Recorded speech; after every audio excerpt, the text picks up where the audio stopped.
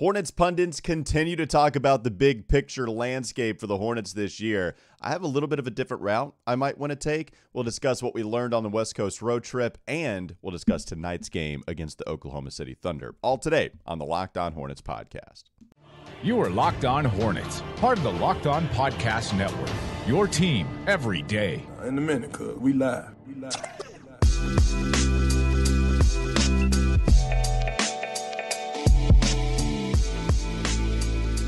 The Locked On Hornets podcast, a part of the Locked On Podcast Network. It's your team every day. Thanks for making us your first listen. We're free and we're available anywhere you get your podcast. That includes YouTube, by the way. If you're watching YouTube, then you probably saw that subliminal transition from the double box view, and the other box was supposed to have Nick Carboni in it. That's happening Friday. And as you can see, there's no Doug Branson today. And as you know, if you've been watching or listening to Locked On Hornets for any length of time now, you know Doug is the man behind the scenes. I can produce in the radio world, in the podcast world. Doug has taken it to an entirely different level. I mean, I wish you guys could see this setup. One, what he has in Nashville is ridiculous. And then what he's given to me, he's just giving me equipment. Here you go, Walker, learn it.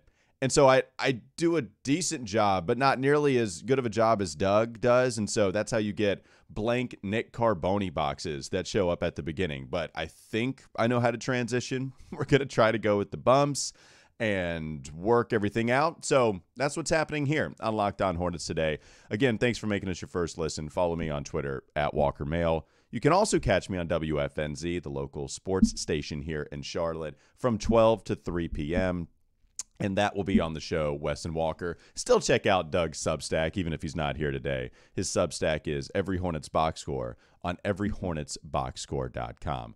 So the Charlotte Hornets, they go 2-4 in this West Coast road trip. And I wanted to talk a little bit more about the big picture of this team. And I mentioned it last week, but to say it's not gaining enough traction, not that my idea isn't gaining enough traction. I just don't think enough people are talking about the many different exits this Hornets team can take on this highway throughout the season, to use a nice cliche. There's just so many options for them right now. Not a lot of great ones, right? I mean, this is why the Hornets are towards the bottom of the Eastern Conference standings, and they have one of the worst records in the entire NBA. But when we talk about should they be sellers at the trade deadline, Bobby Marks goes off on him in that video he posted to YouTube. The ESPN front office insider posted a YouTube video and just goes off, right? Charlotte Hornets need to change their draft philosophy. It hasn't worked out the last couple of NBA drafts. You know, we discussed that. They should be sellers at the trade deadline. They need to do everything they can to get as many draft assets in return. And so while that's all well and good, I totally get it. Most fans agree that they should probably think about trading these players. We really need to think about what is going to be best for the Hornets long term, and whether that means trading Terry Rozier. I don't mean to keep beating this to death. I don't want to trade Terry Rozier for nothing in return. What would he go for right now as a guy that is shooting under 32% from three on high volume, that has a crazy high usage rate, and is also, in the bottom 10% of most efficient players in the NBA. So one of the least efficient players in all of the association. Who's trading for him right now? And I'm often of the belief that some of these teams that are in contention will go desperate and just look for anybody they think can help them. But let's go to the Lakers, right? Because there was the rumor that the Lakers were interested in Terry Rozier. What do you want if you're the Charlotte Hornets? Well, you probably want those 2 first-round picks. But they won't even trade those first-round picks, or even one of them, for Miles Turner and Buddy Hield, right? That's always been the most talked about rumor that makes sense for the Lakers. Well, if we're wanting one of those picks in return, I mean, Terry Rozier's not going to do it, at least not right now. Maybe last year's Terry with his shooting, but it's not even close. So it's not like the Lakers are the only team you can make a deal with. You could scour the league and look at some of the other teams that might want Terry. I just don't think that you're going to get as much value as if you just waited a little bit. Same thing with Gordon Hayward, because Gordon Hayward is a player that when he gets out there on the court, he's pretty good. We've talked about this a lot. It's always been about the lack of availability for Gordon Hayward. So if he's just coming off of a few injuries, a broken scapula that his wife revealed to the world via social media, then how many teams are wanting to trade for Gordon right now? That contract, it's going to be expiring next year, right? So would it be smarter to just hold on to Gordon Hayward until the trade deadline, let it pass, Gordon's still on the team, Hornets are still losing games, so then you still have a shot to get one of these top picks for Wemby, Scoot, or any of the other guys that are supposed to be studs coming out of this NBA draft class, and then try to salvage some value for next year. And that Gordon Hayward expiring contract is going to be a lot more valuable than what it is right now, where you have to go into this offseason dealing with Gordon's contract. So the value goes up for Gordon, and you can feel pretty good about that, strictly talking about his pay. You're hoping Terry's value goes up. The contract is bad regardless. It'll be bad next year. So wouldn't it be better to see if he can get back to what he shot the last 2 seasons from 3? And if he can do that, then you're going to get something better in return anyway. Because think about it. If you are pounding the table for the Hornets to just sell, oh my God, I'm so tired of watching all of the losing. It's so frustrating. I mean, I agree with you. I hate watching the losing too. It doesn't do anything good for any of the fan base, right? Except for getting us closer to Wemby, Scoot Henderson. But just as a pure fan, what we get into the sport for is to pull for our team to win. And so, yes, this is obviously extremely frustrating. But you want to trade, you're pounding the table to trade Gordon Hayward and Terry Rozier for what? Lottery protected first? Okay, maybe. if another team would be willing to do that right now. I don't know what would come back in return for a Terry or Gordon. But, man, I can't imagine that value is too high. And so who are the other players you're trading? Mason Plumlee, okay, fine. But Mason Plumlee, it's not like he's going to bring a world back in return. And if you let him go, it's totally fine, too. When we discuss this big picture, Mason Plumlee not necessarily moving the needle a whole lot, right? If they trade Mason Plumlee, it's not the biggest move in the world. Gordon, Terry, yeah, it's a little bit more interesting. PJ Washington, Kelly Oubre, those are the other 2 guys. But Kelly Oubre, so now he's hurt. Hopefully it's not long term. He is doubtful to play in this game against the Thunder. And Kelly Oubre is the same player he's always been. He's the same guy. Excuse me, goodness gracious, it's going to be hard to not rely on Doug. But Kelly Oubre is showing that he's the same guy he's always been. And I like Kelly Oubre for what he's done for this team. I actually have gained more respect for him this year. But the numbers still say that he is the same player as he was last year, the same player that he was 2 years ago. This is who Kelly is. And that same player, right? I don't see anybody totally different from the guy that went into free agency a long time, was one of the later deals, and it only came in at $12.5 million non-guaranteed for the second year, right? I mean, the same player 2 years ago went very deep into the free agent process because I think Kelly had a bigger idea of who he was compared to what other NBA teams thought he was as a player. And I think also there was just not a huge market for him at that point. And so maybe Kelly has changed his idea on what he is as a player, but I don't think so. I mean, I wouldn't expect that. And then you get to the most valuable player on this team. It's PJ, who doesn't come with a huge contract. You're going to have to sign him to something. But still defensively, I mean, he showed a lot of versatility, even against Golden State. Sure, you don't love Jonathan Kuminga ripping the basketball from him on the perimeter. PJ is far from a perfect player, and the inconsistency has been too awful. But I think smart GMs will look at PJ, say, okay, I'll pay him $15 million a year if he'll settle for it. Maybe 16, whatever the price is, right? And we'll take the defensive versatility and what I believe is legitimate shot making, because we've seen the 3-ball drop for him the first 3 years in the league, and it's just not happening this season. So if you diminish his role into something more like it was last year when he shot 47% from the field, yeah, I think a team would absolutely trade something valuable for that. But what teams are going to do it, right? Like Golden State has been talked about a few times. If you listen to some of the national podcasts, Zach Lowe, maybe Bill Simmons with some of the guests that he'll have on.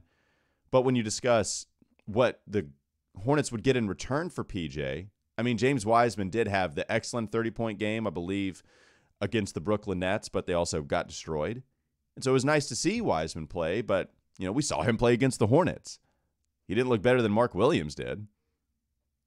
Mark Williams might be the guy for the future. And even still, you got to get something more valuable. I don't think Golden State's going to give up Kuminga. They're not going to give up Moses Moody.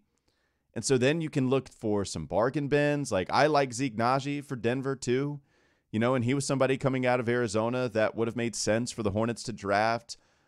And Zeke Naji goes late in the first round and, good player. But again, straight up, Terry Zeke, I mean, it's not going to make sense. You got to make the money all make sense. And what is Denver going to give up for Terry? And they need defense anyway. Yes, they could stand to have some more three-point shooting for Terry, absolutely. But Denver, if you need defense, it's not like you're calling on Terry Rozier, and they've got a couple guys. But yeah, like I just am interested to see, okay, as much as I hate to say it, the trade deadline is February 9th, so we still have a ways to go. You can absolutely build some good faith if you're Terry. If the numbers start to get hot, then you can sell that. If Gordon stays healthy and he starts to get hot, then you can absolutely trade that. So there is some time because the NBA teams will absolutely subscribe to the what have you done for me lately theory.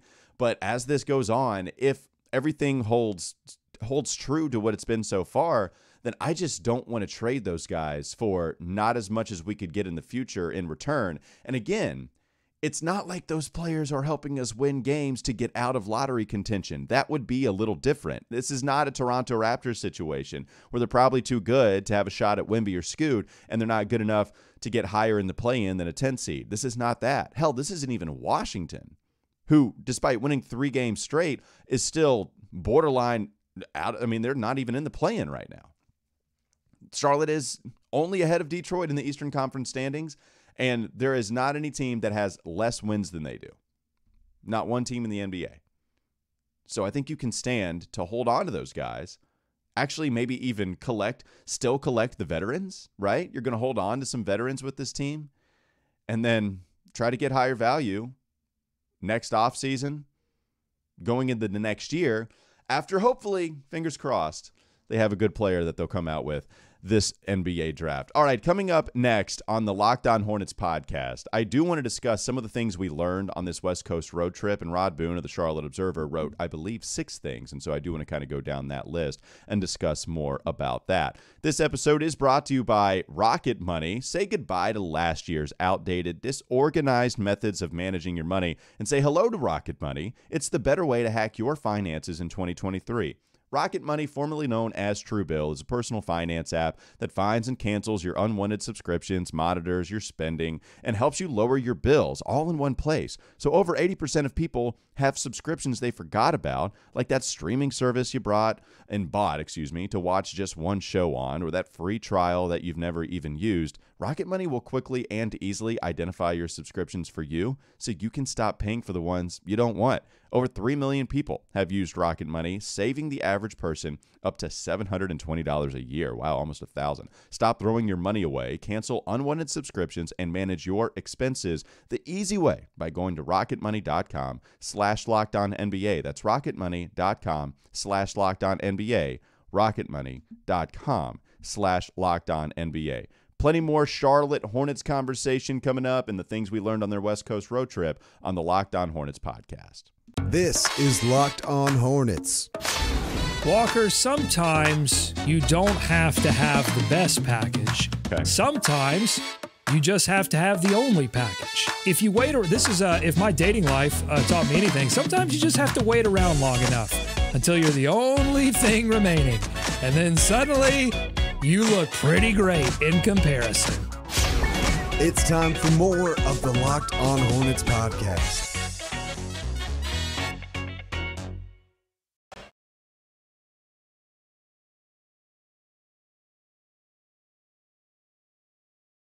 All right, a little bit of a hesitation, but I think we got through it. We're back on the Locked On Hornets podcast, a part of the Locked On Podcast Network. Thanks for making us your first listen today. Make your next listen Locked On Sports Today. From the games that matter the most to the biggest stories in sports, go beyond the scoreboard and behind the scenes with local experts and insights only Locked On can provide. So Rod Boone wrote an article on the Charlotte Observer about the 6 things that he learned a part of this team's road trip, the 6-game road trip. And let's start with the positive first. I always want to start with the positive as much as we possibly can. Mark Williams, right? We've talked a lot about him. People are excited that their first-round pick is actually getting some run here recently. And what Rod Boone has to write is Williams has some tools. This is what he writes, quote, "There's little doubt who's serving as the backup center while Nick Richards is out. Mark Williams got the nod over Kai Jones for the second straight night, and the rookie had another one of the tantalizing sequences that displayed his promise. He stood his ground on Golden State center James Wiseman, who we just talked about, in the first quarter, blocking his shot near the rim and igniting a fast break, punctuated when Williams took a feed from Teo Maladone and finished with a two-handed dunk." This is what I want to talk about more so, because we did see some of those sequences from Mark Williams, but Steve Clifford after the game said he's super smart.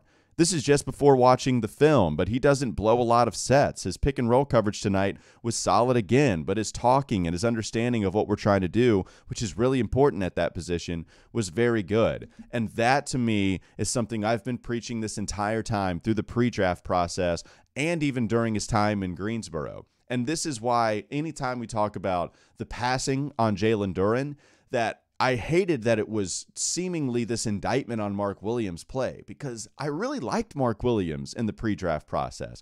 He was absolutely worth the 15th overall pick. I wouldn't have minded if they drafted him in the top 10. Like, I do think Mark Williams was one of those players that was a top 10 type of guy, and he also fit a need for this team that's been needed for the last decade.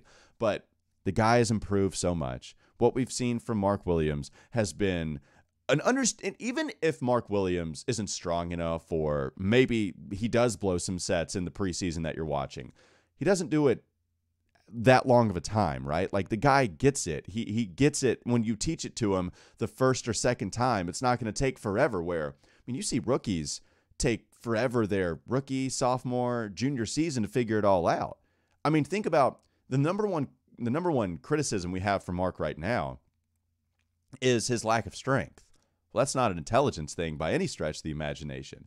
So if he was strong enough to deal with some of those guys down low right now, then I don't know what the next criticism of him is. I mean, yeah, the mobility on the perimeter, but even now I thought that he was able to make up for that with his length, and he also has his hands out quite a bit. He runs the floor, so there is zero motor issue for Mark Williams. Like, that's just not going to be a thing, which you have to love as a fan. I just really like Mark Williams. I'm glad that he was able to show a couple of nice things in these last two games, the only two games this season, where he's received some legitimate run. I also want to go to Steve Clifford's comments overall on the West Coast road trip. And so this is something that's funny, and I maybe you can comment in the YouTube section, or you can tweet at us at WalkerMail, at Locked On Hornets to put your 2 cents in this. This is what Steve Clifford had to say. "I thought 3-3 would have been great on the road trip. We've got 2 more good players to get back, but we've got our guys back, so we are a lot better team. It's going to take us a little bit to get more organized." But this is the thing I want to ask you. He says, quote, "We've got 2 more good players to get back." Okay, that's where I have the questions, because Dennis Smith Jr. is not playing, so they still have to get him back. Cody Martin hasn't played at all, so you still have to get him back. Nick Richards, injured. Mark Williams enters, so they still have to get Nick Richards back. Okay, now it's already awkward because we have 3 players. And Kelly Oubre didn't play in this last game against Golden State. So we have 4 players. Who are the good players, Steve? Because you said there's only 2. Were you thinking Kelly Oubre and Dennis Smith Jr.? Because we know Steve loves DSJ, and so we've done that same thing as Hornets fans. So is it DSJ and Kelly Oubre? And then you're just kicking Nick Richards to the curb? You know, is Cody Martin just forgotten about at this point because you haven't had him?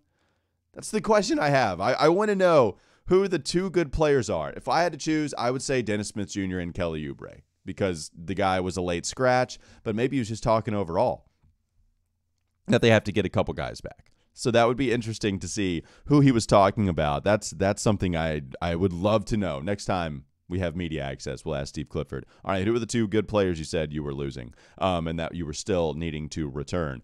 Another thing that Rod Boone wrote before we move on said snoozing early is costly for the Charlotte Hornets, and this is something we've discussed, right? 3 of Charlotte's 4 defeats were particularly attributable to the Hornets' 9-26 record falling into the deficit early on. It forced them to play catch-up. That's what Rod Boone had to write in this most recent article. And so, yeah, I mean, when you come out not necessarily clicking on all cylinders, the Hornets are forced to play catch-up in the second half, and we've seen them actually kind of die down in the fourth quarter in recent games, too. Now, you've had some, where they've been able to hold their own, but for the most part, it seems to be the bookends for the Charlotte Hornets team, and that's been a real problem. Third quarter, too. And there's been a lot of quarters that have been problems for the Charlotte Hornets this year. Another thing, Kelly Oubre was hurting. Now, this is something interesting, too. So I guess he was a late scratch, but Steve Clifford's been knowing about this for quite some time. He said Kelly Oubre, Steve Clifford said that Kelly was actually dealing with this injury for a while. He said, you can see during the games, he tapes his wrist differently in some of them. They're trying to figure out the best way for him to play with it. Steve said, I think Oubre got jammed again on Monday night, and so it's been sore for a while. And that's why he wasn't able to go Tuesday against Golden State. So hopefully Kelly can come back because he does provide quite the offensive punch, and they can do something tonight against the Oklahoma City Thunder. And speaking of which, coming up next on the Locked On Hornets podcast, I do want to talk about tonight's game. And yes, a certain player that is suiting up for the Oklahoma City Thunder that, possibly the Hornets could have had if they did not trade him on NBA draft night. I do want to talk about the season that he's having and comparing it to the Hornets and their roster right now. But not before I provide this message, and thank you, as always, to a partner with NHTSA. Really important messages that they've been helping us out with here on the Locked On Hornets podcast. Everyone knows about the risk of driving drunk. The results are tragic and often deadly. However, that still doesn't stop everyone from getting behind the wheel while under the influence. That's why police officers are out there right now looking for impaired drivers on the roads to save lives. So if you think you're okay to drive after a few drinks, think again. Play it safe and plan ahead to get a ride. It only takes one mistake to change your life or someone else's forever. Drive sober or get pulled over. We'll talk a little bit more about this Oklahoma City Thunder game tonight, coming up next on the Locked On Hornets podcast. This is Locked On Hornets. I know a lot about the weight room. I know a ton about the weight. I don't lift a lot of weights, but I do kind of stand around the weight room. Are you using that? You're good? Okay, good. Okay, yeah. Good. And I stand around the weight room a lot. Do you have the high socks and the headband on with your hair tied back? Oh yeah, big white tube socks for sure. Yeah. Headband. Yeah, I've got it all. I've got these headphones right here that you see me wearing on YouTube right now. I take these into the gym. It's about looking professional. You got to look the part, right? Dress for the job that you want. That's how I feel about how I am in the weight room. It's time for more of the Locked On Hornets podcast.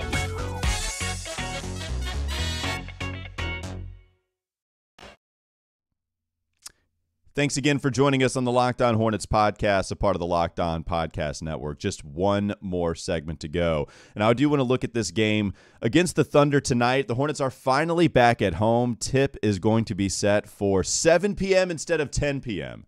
I know a lot of people hate trying to stay up for those 10 p.m. games. I myself do not like it. Me and Doug, we did an episode during this road trip where I think it was at 1 o'clock that we actually just hopped on. I think that's right. I know it was hitting 1 o'clock either after the podcast. Maybe it was 1 o'clock for me, midnight for Doug, something like that.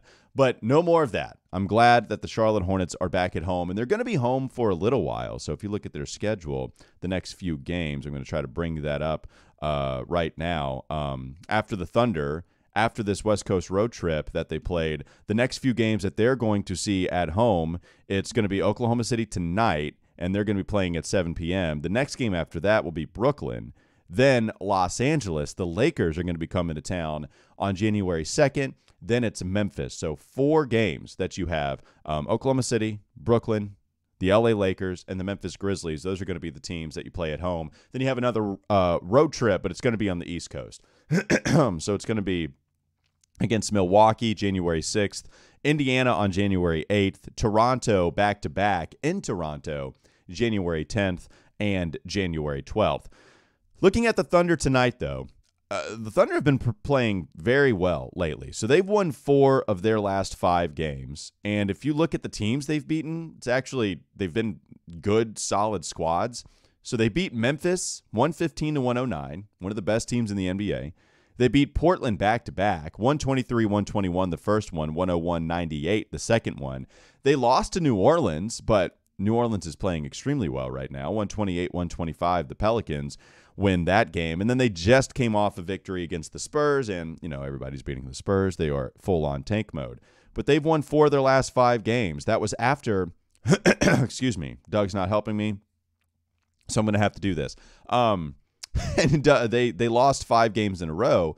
And then the Hornets were, then the Thunder won for the last 5 games after that 5-game losing streak. And really, it's been because of what Shai Gilgeous-Alexander has become. I mean, the guy's been, I have no words. As much as I love Shai, I don't know if I ever thought there would be a top 5 chance for him to win MVP. And this is, by the way, this is in a incredible MVP race right now. Shai's not going to win it over Jokic. He's not going to win it over Giannis, Jason Tatum. there's plenty of players. Luka Doncic just dropped 60. There's plenty of guys that are going to win it over Shai. But just to put that in perspective, the guy is top 5 in scoring this year, averaging almost 32 points a game. He's doing it on 50% shooting, 35% from 3 on 3 attempts per game. So that's actually gone up considering what he was doing at the beginning of the year. But, man, this is the thing that's crazy. He's shooting 10 free throws a contest, and he's making, if you round up, 93% of them, 92.5. That's absolutely bonkers. Not to mention he's averaging 1.1 blocks per game, almost 6 assists, almost 2 steals on top of the 32 points that he's averaging. It's unbelievable what Shai's able to do. And, man, it's fascinating because this offseason, when the Hornets were enthralled with Donovan Mitchell, as reported, that they were one of the teams involved in trying to get Donovan. I was 50-50 on that. I just thought you'd have to gut your team, and I didn't know if it was worth it. But I think at that time, Donovan was certainly viewed in a different tier than Shai Gilgeous-Alexander was.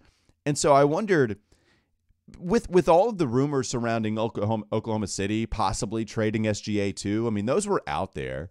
I don't know how real they were, but man, they seem to be out there for a long time. I would have loved Charlotte to shift their focus, and maybe you wouldn't have to give. Remember, at the time, Shai was not this, right? Now he's one of the top untradeable players in all of the NBA considering his age. You just can't touch him. But at the time, that wasn't necessarily true. I wonder if you could have gotten him for less than every single one of your first-round picks and PJ and, salary filler. I wonder if you could have done that. You had to do salary filler, but you get the idea.